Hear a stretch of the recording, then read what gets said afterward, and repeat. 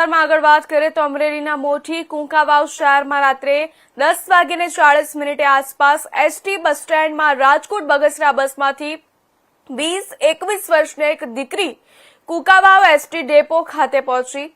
પાલબેન અશ્વિનભાઈ નામની આ દીકરી હાલ વઢિયા ગામે સાસરે હોય તે પોતાના ઘરે જવું હોય પરંતુ રાત્રિના સમયે કુંકાવાવથી વઢિયા 25 કિલોમીટર દૂર હોય।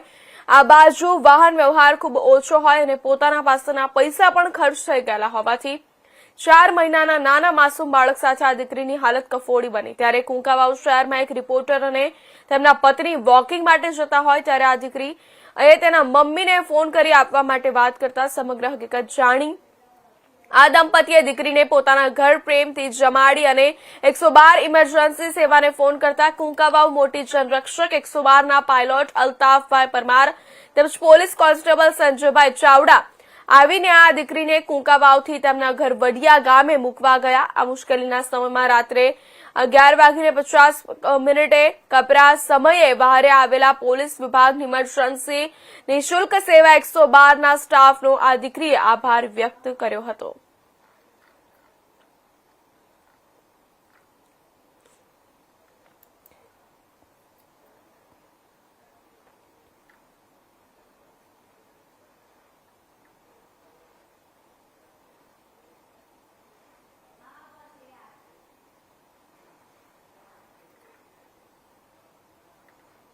વડોદરામાં